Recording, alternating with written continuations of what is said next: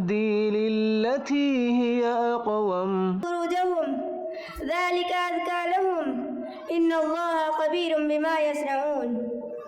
محترم صدر جلسہ، مہمانان خصوصی، حکم صاحبان، ذی قدر مشفق معلمین و معلمات اور معزز سامعین و سامعات، آج کے اس جلسے میں میری تقریر کا عنوان ہے پردہ کیوں؟ اسلامی ماؤں اور بہنوں، عام طور پر پردے کا پابند صرف عورتوں کو سمجھا جاتا ہے، حالانکہ قرآن مجید میں جہاں عورتوں کو غض بصر کا حکم دیا گیا ہے، اس سے پہلے ہی مردوں کو بھی غض بصر نگاہ نیچی رکھنے کا حکم دیا ہے۔ اسلام میں عورت کی حیثیت کو موجودہ میڈیا میں اکثر نشانہ بنایا جاتا ہے۔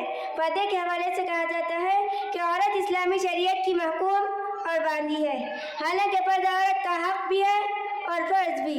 حق اس طرح کہ پردہ عورت کا فطری حق ہے، کسی معاشرے یا شخص کو اس بات کی اجازت نہیں دی جا سکتی کہ وہ عورت کو بے پردہ ہونے پر مجبور کرے، اور فرض اس طرح کہ عورت کی عفت و عصمت کی حفاظت پردے کے بغیر مشکل ہے۔ اسی لیے عورت پر لازم ہے کہ وہ اپنے جسم کی نمائش نہ کرتی پھرے۔ اپنی حفاظت کرنا اور اپنے آپ کو پردے میں رکھنا یہ عورت کے لیے باعث عزت و شرف ہے۔ پردہ شرافت کی علامت ہے، شرارت پسندوں کی چھیڑخانیوں سے بچنے کے لیے ایک ڈھال ہے۔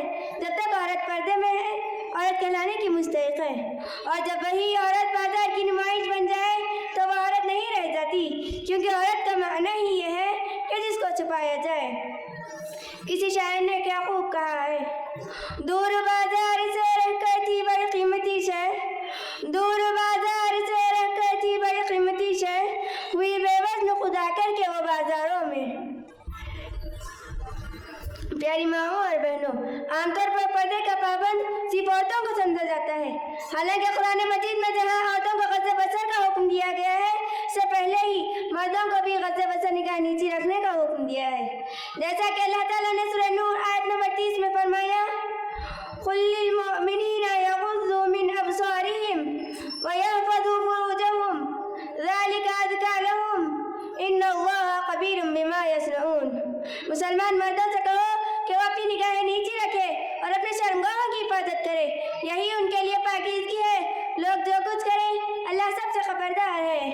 پھر اس کے بعد اللہ تعالیٰ عورتوں کو پردے کا حکم دیتا ہے، کیونکہ برائی کے خاتمے کے لیے مرد اور عورت دونوں پر پابندی ضروری ہے، کیونکہ دونوں کی رضامندی اور آمادگی کے بغیر بدکرداری اور برائی واقع نہیں ہو سکتی۔